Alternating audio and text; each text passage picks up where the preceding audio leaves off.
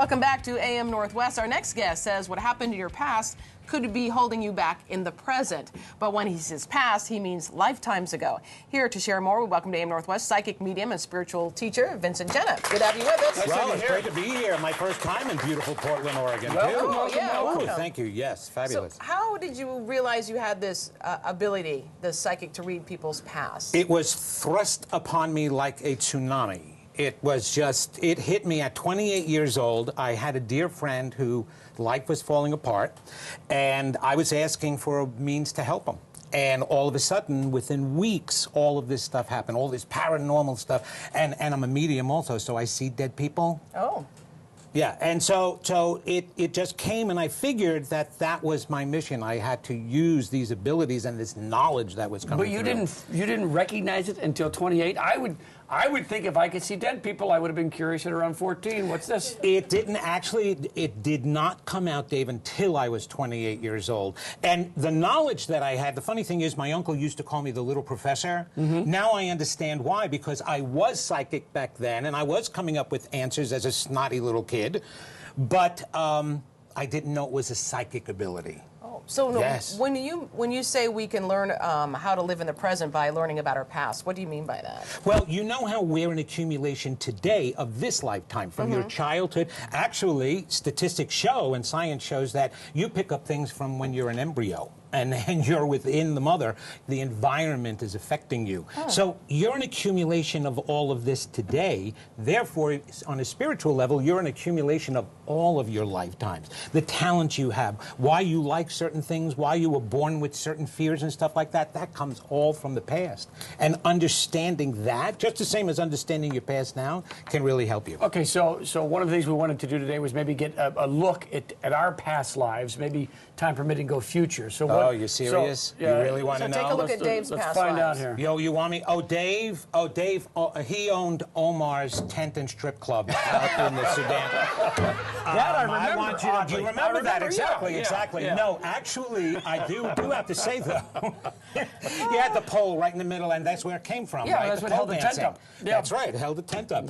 But actually, you were a sheep herder back in the Middle East time period, but you were one of many siblings, and you kind of got lost in the past.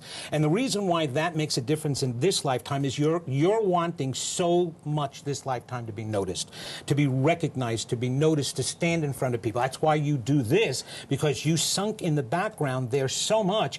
But what's blocking you today from even bigger things is because there's still a part of you that feels you're small rather than big. So the more you think you're bigger than, the more you're going to do. So, yeah. See? Right? And wait till I get to Helen over here. Who do you think was dancing on that pole with you? No. Okay, so all right, are you ready? Yeah, are you ready for this? Sure. Okay. You come from the Middle Ages. This lifetime is being influenced by, that feudal time period. You were the wife of a lord of a castle. You were as beautiful back then as you are today, but you were really stern. No, I am going on. That's what you pay me to do.